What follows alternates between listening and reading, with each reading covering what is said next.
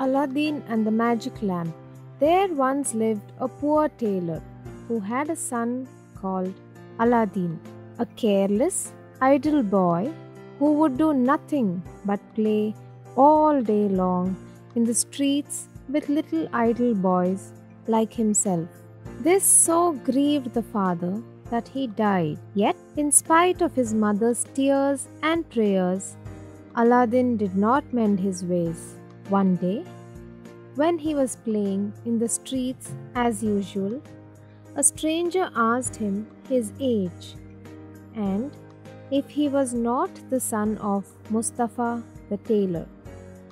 I am, sir, replied Aladdin, but he died a long while ago. On this, the stranger, who was a famous African magician, fell on his neck and kissed him, saying, I am your uncle and knew you from your likeness to my brother. Go to your mother and tell her I am coming. Aladdin ran home and told his mother of his newly found uncle. Indeed, child, she said, your father had a brother, but I always thought he was dead. However, she prepared supper and bade Aladdin seek his uncle, who came laden with wine and fruit. He fell down and kissed the place where Mustapha used to sit, bidding Aladdin's mother not to be surprised at not having seen him before, and he had been 40 years out of the country. He then turned to Aladdin and asked him his trade, at which the boy hung his head, while his mother burst into tears. On learning that Aladdin was idle and would learn no trade, he offered to take a shop for him and stock it with merchandise. Next day, he bought Aladdin a fine suit of clothes and took him all over the city, showing him the sights, and brought him home at nightfall to his mother, who was overjoyed to see her son so fine. Next day, the magician led Aladdin into some beautiful garden a long way outside the city gates. They sat down by a fountain, and the magician pulled a cake from his girdle, which he divided between them. Then he journeyed onwards till they almost reached the mountains. Aladdin was so tired that he begged to go back, but the magician beguiled him with pleasant stories and led him on in spite of himself. At last, they came to two mountains divided by a narrow valley.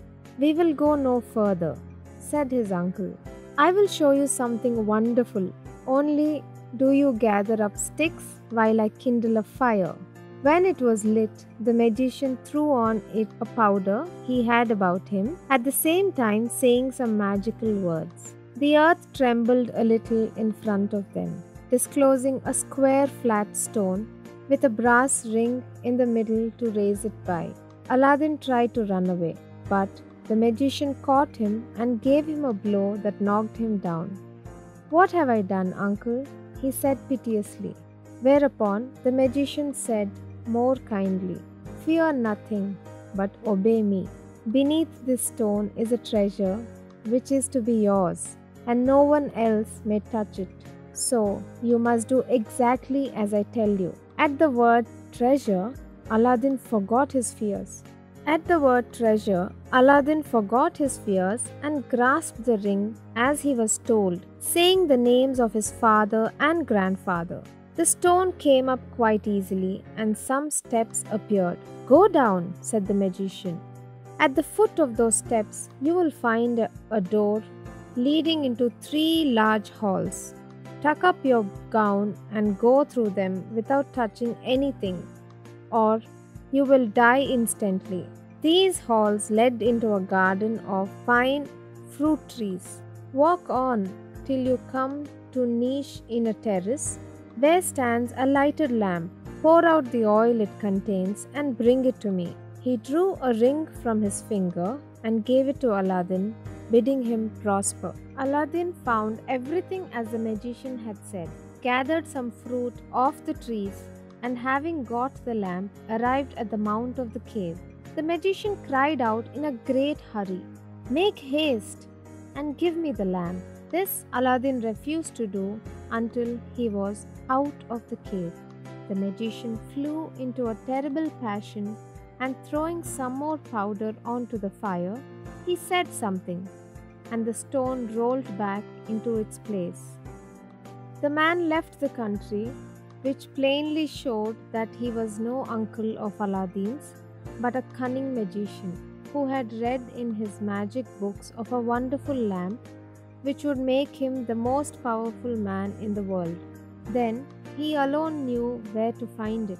He would only receive it from the hand of another. He had picked out the foolish Aladdin for this purpose, intending to get the lamp and kill him afterwards.